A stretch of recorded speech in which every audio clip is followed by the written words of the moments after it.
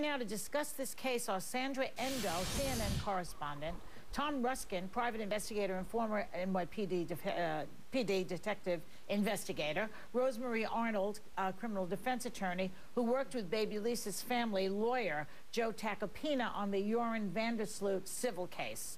Okay, welcome to the show, you guys. So, Sandra, what can you tell us about the new surveillance video? Well, it's interesting, Joy, because this new surveillance video, as you mentioned, could match witness testimony, which places a man walking in the dark wearing a t-shirt carrying a baby in diapers the morning of Lisa Irwin's disappearance. Now, if investigators find that this surveillance video does in fact match that description, of course that's an avenue they can pursue in terms of trying to find where baby Lisa is. But of course, investigators right now are not specifically commenting on that piece of video. They say they have surveillance video from everywhere in this surrounding area. Okay, so Tom, what do you make of that? This is a break in the case, isn't it? It's definitely a break. It's definitely a lead. I don't know if it's an active lead. It's a lead. You see the same, or you see an individual 3 times during the night, closely after she passes out from drinking too much alcohol. A lot of wine. A lot of wine and some pills. And she was taking prescription medication. What kind of pills? Various medications. Sleeping she was taking, pills? Yeah, some sleeping pills, some anti-anxiety pills. So she passes out. That's the last time she sees her children. She says it's around 10:30, 10:40 that night. And then you see different reports of a man walking, some out of the woods, some with a child, some without a child. Well, the surveillance video shows the man with the child?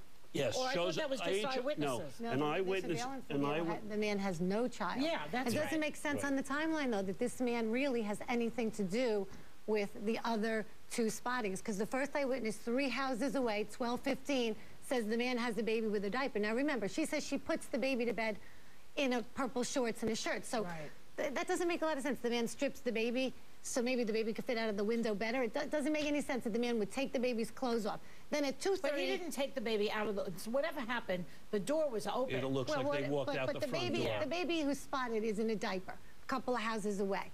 Then you have 2:30, you see the man on that new video, and that man has no baby, and you can see his arm swinging. It's a bad video, but you could see he has no baby. And then at 4 a.m., there's another man in a t-shirt, and that man has the same baby in the same diaper, supposedly. So what do you think? The man in the middle at 2:30 walking out of the woods put the baby down in the woods for a little while and could have. And got around? Sure. Well, why? Sure. Because he sees police cars at this point in time going around the neighborhood. There could have been normal patrols. He could have seen something that spooked him. He could have put the baby down. If it's the same individual, you have a timeline within hours after the baby's been supposedly taken of someone possibly carrying a baby that could meet the description of the child. Makes sense, though, Sandra. Well, go ahead. Because it wasn't until 4 o'clock they reported that baby missing. So why would the police be looking for the baby that it wasn't even reported missing yet? Sometimes you see a police car and people have been known to... In the woods? Okay, let's not dwell on that for the moment because we have other stuff. So, Sandra, what can you tell us about an FBI cadaver dog who was supposedly picked up the scent of a dead body in the mother's bedroom? Yeah, that's according to these court documents, Joy, that we received last week. And in these court documents is the basis of the police affidavit for a search warrant. On Wednesday, police did an extensive search inside baby Irwin's house and the surrounding area, 17 hours, taking evidence from the house. And this was all based on that cadaver dog hit inside Deborah Bradley's bedroom, an area around her bed of the floor. And that is where investigators say that dog picked up a positive scent for the scent of a dead body, and that is the basis for the whole search. But keep in mind, a lawyer showed video evidence inside that home saying that police didn't take much, especially the carpet surrounding the bed. But couldn't that have been, they said there could have been a scent of a dirty diaper. Let's talk about a cadaver dog. Cadaver dogs are very good investigative tools for investigators or police to determine if there's a scent there. A scent could be you clipping your nail, it dropping on the floor by accident, and it actually laying there. It could also be you cut yourself by accident weeks before, months before, and a drop or two of blood. Like a dead smell? Sure, it's dead cells. It's dead human cells. So a dog could hit on it. A lot of times a cadaver dog will be the first tool that police will use before they use a scent dog. Okay, so that doesn't sound like evidence that's significant, right? Not to mention that in this case, they went back and they didn't find any dead baby there. Right. So the only thing that could happen is there was a dead baby there and they removed it. They also, if they really felt that that was significant evidence, they would have taken the spot where they spotted the thing to test it for DNA, to see if it's the baby's DNA. Okay, now, Rosemary, do you think the police are building a case against the parents? Looks like they're trying to. But the father was away that night. He was working the night shift. The father has an airtight alibi. He was working. Yeah. But the police seem to constantly criticize the parents, and certainly the mother did things that warrant criticism. Again, it could be just negligence. You can't pin a murder on the woman. She fell asleep. She was drinking. She drank a box of wine. She was definitely irresponsible, I think, but we still don't know what else. Okay, Sandra, police were also looking at overturned soil in the family's backyard. Do they think there was a grave there?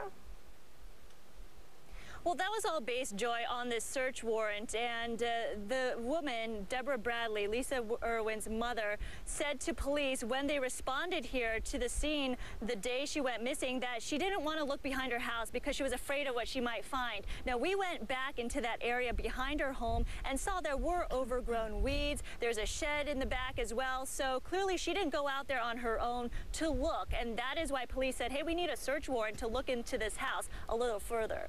What do you make of that she didn't want to go in the back because she was afraid of what she could find? What do you make of that? From what the attorney said and what police have said, she was curled up on the floor until the police actually got there. She realized her baby's missing. She realized she was drunk and maybe a little bit under the influence of drugs. You know, it's not unusual. Listen, I've been called to as a cop. To look, you mean? You're scared to even go outside. Yeah. So the fact that you don't want to look in an area, and who knows what she really told cops. Cops write down spontaneous statements. We don't know what she was saying. But it makes it look bad for her, doesn't it, Rosemary? As a mother, you don't lie on the floor and cry when your baby's missing. Maybe she was afraid that somebody out there might hurt her, but you're worried about your baby. You run outside and you find your baby at all costs. You run outside screaming, bloody murder, to wake up everyone in the neighborhood. Well, my baby's gone, my baby's gone. But she's inebriated. Right. And her husband's the one who's taking charge at the scene. When he came home and found that the baby's missing, he's the one who ran next door first to see if the baby was there, and then to call the police. It's such an awful story. It's a terrible story. She had something to do with it. It's really terrible. Okay, Sandra, one more thing. A pentagram symbol, which some associate with the occult, was found behind the family home. Tell us about that. Well, we investigated the area all behind the home, and there is a very medium-sized, actually, wooded area, and there is a drainage pipe there, some graffiti, as you mentioned, a pentagram. So far, we haven't seen investigators come back to that area to search, besides that extensive search of the whole entire neighborhood on Wednesday. So clearly, if that was an important area of investigation, they would have honed in on that a little more. But so far, they're saying that they're pursuing every lead, and they're not ruling anything out. Who has such a thing in their yard? What is this? Very scary. It's a drainage pipe, and it's supposedly the pentagram. What is that? But it's in a drainage pipe that's quite large, so kids could have been hanging out there and spray painted. I don't give much significance to that. I've never seen one.